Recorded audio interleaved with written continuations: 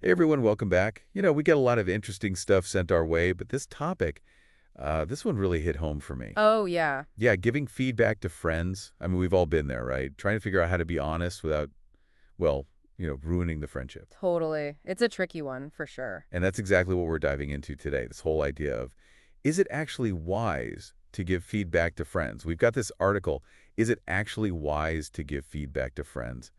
And it's got some pretty interesting points. Yeah, I was just looking at that. I mean, the first thing that jumped out at me is like this idea of giving feedback. It's like walking a tightrope. You know what I mean? Oh, I totally see that. One wrong step, you could like totally wipe out. Exactly. So, how do we navigate that? How do we make sure we're not sending our friendships, crashing down? Right. So what does the article say? Like, what are the things we should be thinking about before we even like open our mouths? Well, it breaks it down into a few key factors. And the first one that really stood out to me was like the nature of the feedback itself.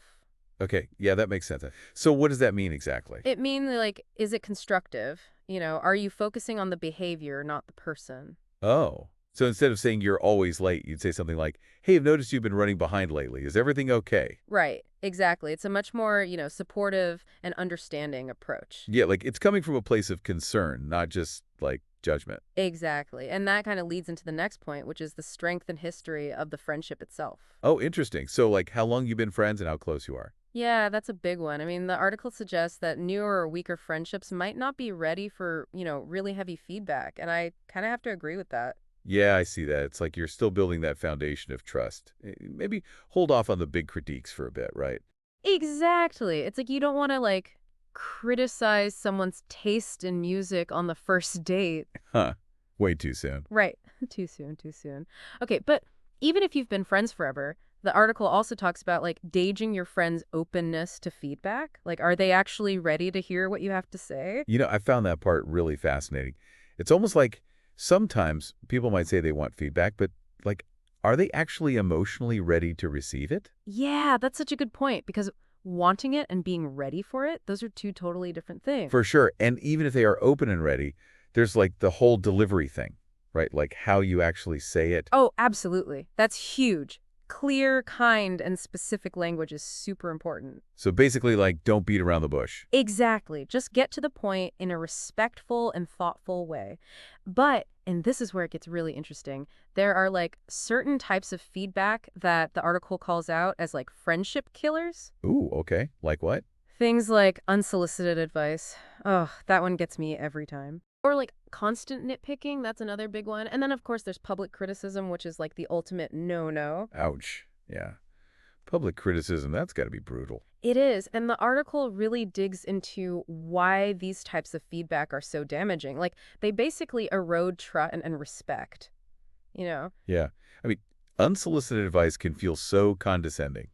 Like, you're not being listened to, and nitpicking just makes you feel like you can't do anything right. Right, like you're constantly being judged. And then public criticism, well, that's just humiliating. Totally. It's like, who needs enemies with friends like that, right? Exactly. So it makes sense why those are like friendship deal breakers. But there's another side to this whole thing too, right? The article talks about how, like, when done right, feedback can actually make your bond stronger. Yeah, I saw that. I'm a little skeptical, though. Like, how does that even work? How does criticism make a friendship stronger? Well, think of it this way. When feedback comes from a genuine place of caring, and it's delivered with respect and thoughtfulness, it actually becomes an opportunity for growth, not just for the person receiving it, but for the friendship itself. Oh, I see. So it's like, it's less about criticizing and more about helping each other evolve. Exactly. It's about creating a safe space where you can be honest with each other, even when it's tough.